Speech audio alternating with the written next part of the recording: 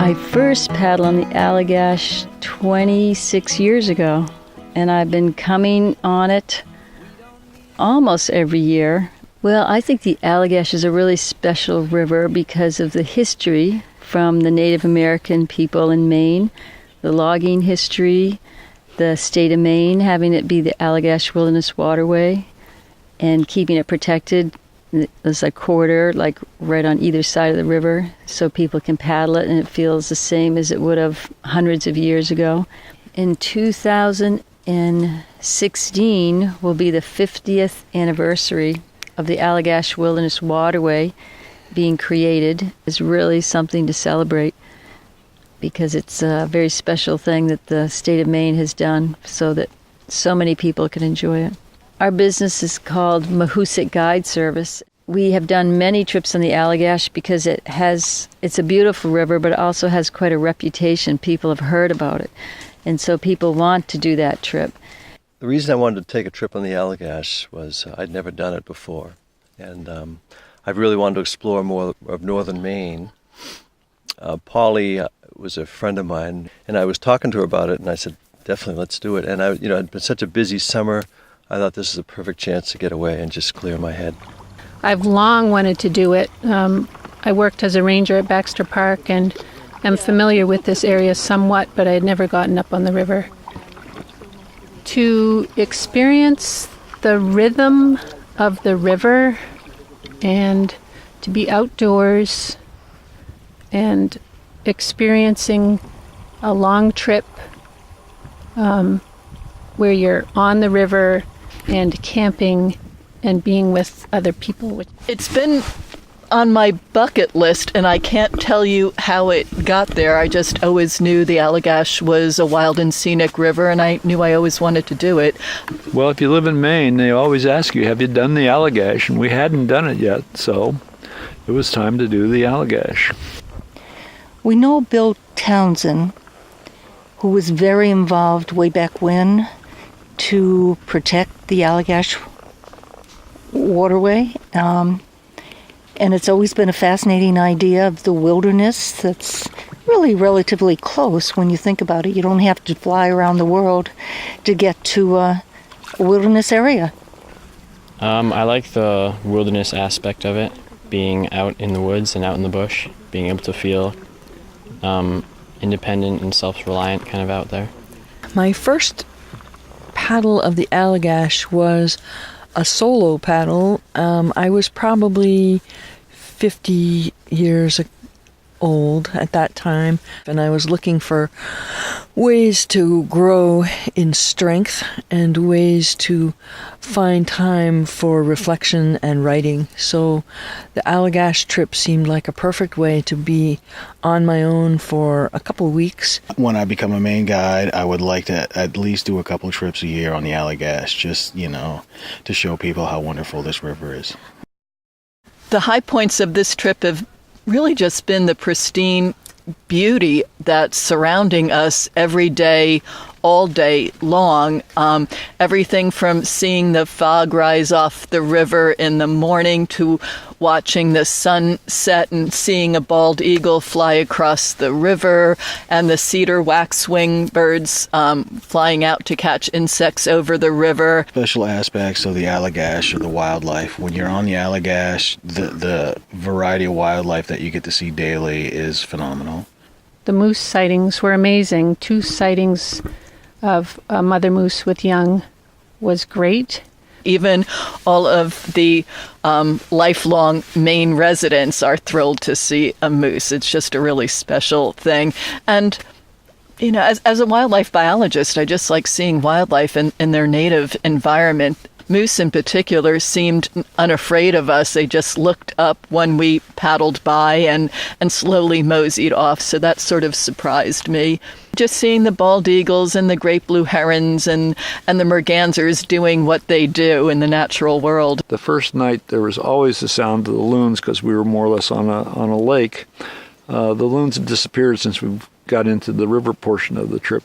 We've seen great blue herons, some osprey, lots of eagles, teeter-totters, blue jays, kingfishers. little brown birds, cedar waxwings. You know, it's a lot of evergreens along the river that we've noticed in the last couple of days, and we've started to come into some different types of trees as we've gotten further north. Well, I've always been sort of excited by the northern boreal forest, so I had noticed the change in trees from the white spruce to the black spruce. We've identified trees. We've even seen some alder trees that have been gnawed down by beaver. Some real familiar things, and, you know, of course, all the wonderful pine trees, and we even saw a stand of elm trees, which was really surprising to us. You wouldn't expect that the elm would have been out in the middle of a wilderness area, but there it was. And the Allagash Falls is just a beautiful falls that you get to enjoy, and there's no roads to it, so it makes it more special to me. Approaching Allagash Falls, we beached the canoes and then hiked the portage path above and also around the falls, hearing their roar get louder and louder as we got closer and closer. The thundering waters of the Allagash Falls drop, I think, about 40 feet, yet we were able to swim in the quiet waters below the falls, and the beach was a good place for lunch and a nap and for Jason's reading to us. Well, today we were really fortunate to have Jason read to us and talk about his heritage, and read from a book called The Penobscot Man, I believe. And it was very nice to be next to the falls, sitting in a group, listening to Jason just talk about his heritage and his family and the stories. The high points. Well, almost everything, because I've never really done it before. It's my first river trip.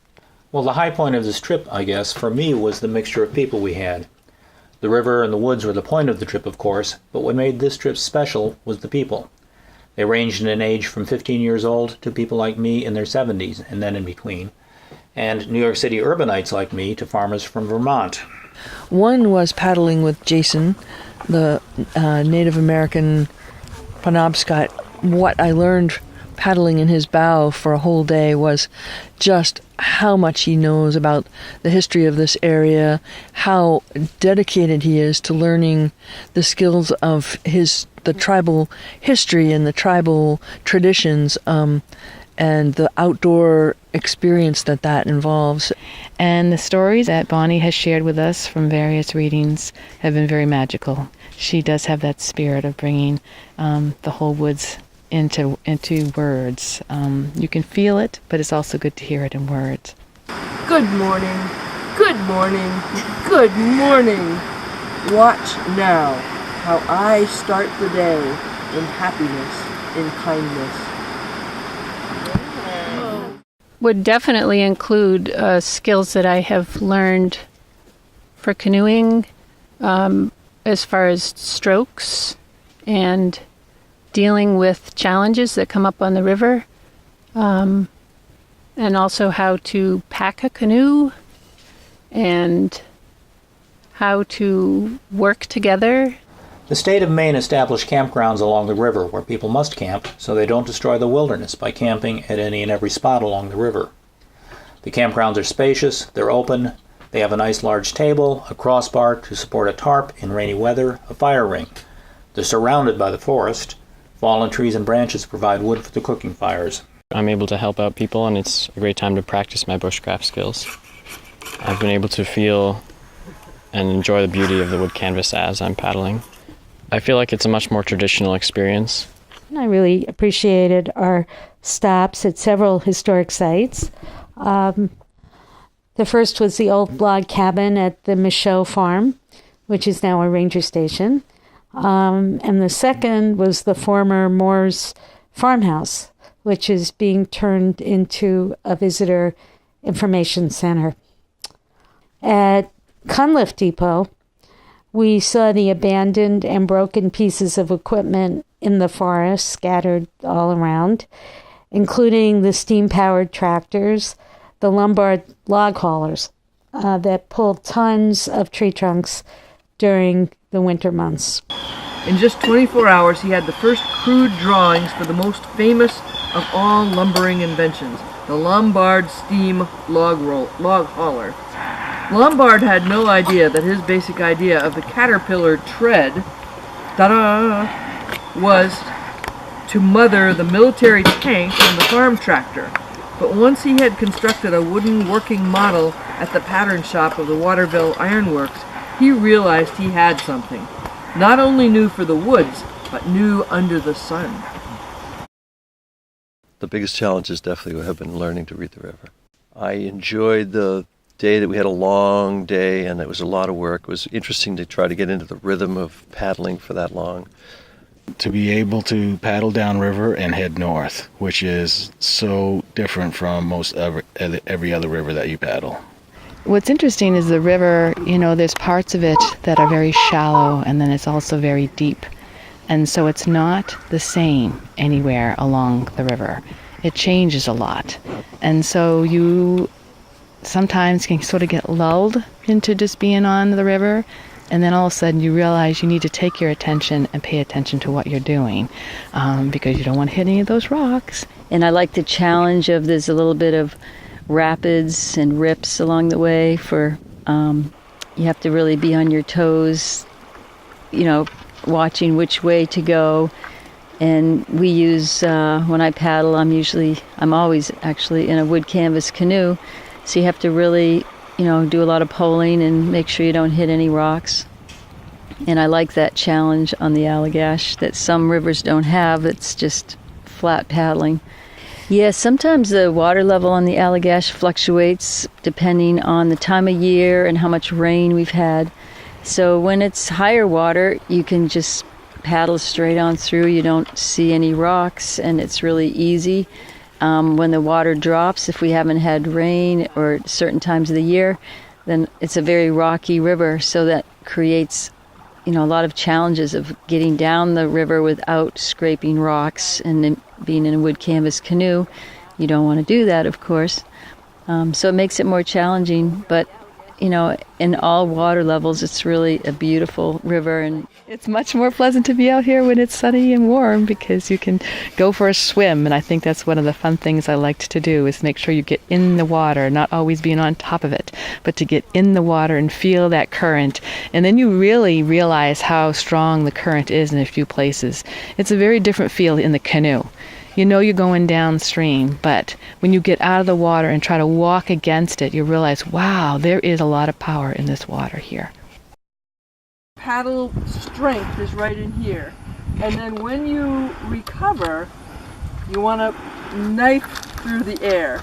Yeah, we take all kinds of people on our canoe trips, even on the Allagash, and beginners, people that have had some experience. And we go over instructions so they learn. There's lots of ways of getting down a river. Sometimes you portage around the rock, the rocky places. Sometimes you can wade it, you can line it, you can pole it, you can shoot through and bump your way down. Well, what I've learned from the fellow paddlers, the person in the bow with me when I was in the stern has been Bonnie, who's been doing this for years. So she's continually pointing out, first of all, if I'm paddling right, my stroke technique, and then today we're working a lot on making turns and working together to get around rocks and through the rapids, which was really quite fun. Learning by experience, you can't beat it. You can hear the words and then putting it together and to do it when you need to do it, that's really cool. Some people want to learn how to pole, which is a really neat thing to do, and it's kind of not a lot of people do it anymore. So it's a really fun way to travel down the river or up the river, but in shallow water. You can really maneuver your canoe and put it right where you want it, so you're not hitting rocks. And it's just a great thing to expose people to and teach them. Well, poling is just really a way of going down the river when the water is so shallow that you would otherwise hit the bottom of your paddle, and most poles have some kind of a metal tip on them so that they don't splinter.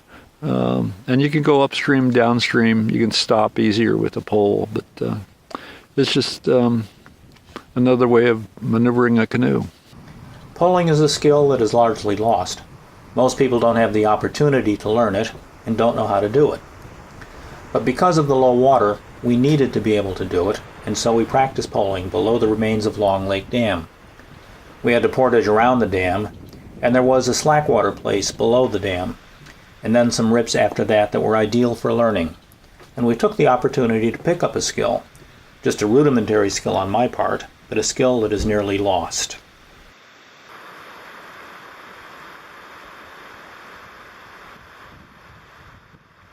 This was my first time pulling at all, and so I was really able to learn how to pull and figure that out. I've definitely learned to pole more proficiently.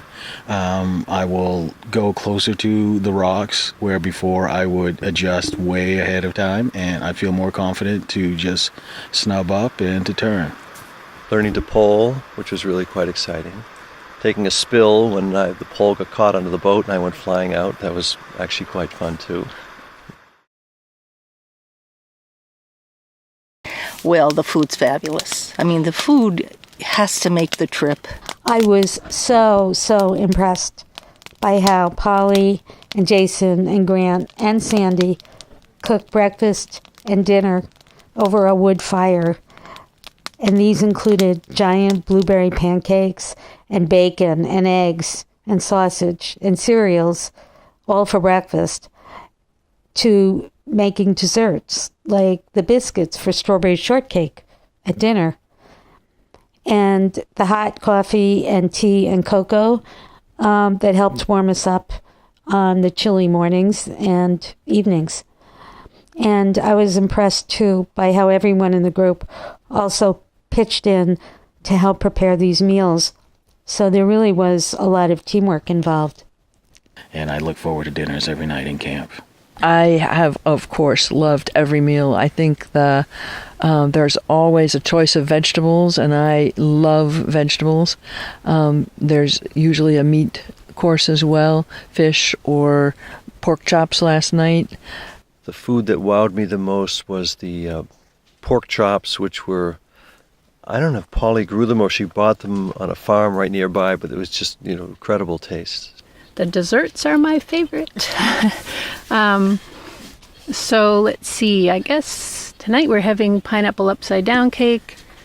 My favorite one was actually the chocolate chip cookies that turned into a chocolate chip cake. I don't think I eat as well at home as I have on this trip. Would really expect nothing less from Mahoosuc guide service and Polly, but it's just impressive the effort that goes into making us delicious meals. My special challenge is it will end and I'll have to go back to my everyday life. I like to canoe, and I like to just be out in the woods. I never get tired of being on the river. Like some rivers you might do 1 or 2 times and then be, okay, I've done that, I want to go somewhere else. But the river's always changing depending on the water level, depending on the weather, the group. I've been bringing people here for many years, and I just like sharing the experience with them. I don't think I really would change anything.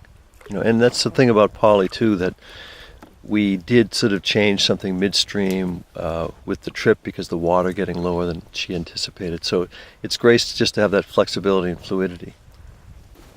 Well, I expected it to be wild, and it is. It's pristine, it's serene, it's peaceful. It's just a wonderful experience to be away from all the usual humdrum of life and to be in a place that's just a wonderful paradise.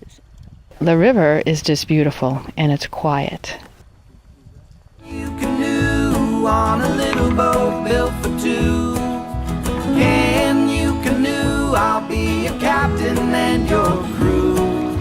Can you canoe if there's nothing better to do? I wanna float down a river with you.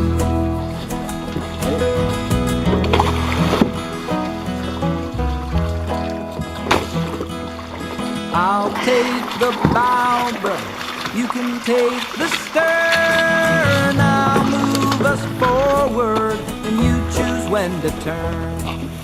let's just keep it simple. We all need a friend in this current moment, instead of looking around the bend. Can you canoe on a little boat built for two? Can you canoe? I'll be your captain and your crew. Can you canoe if there's nothing better to do? I wanna float down a river with you. I wanna float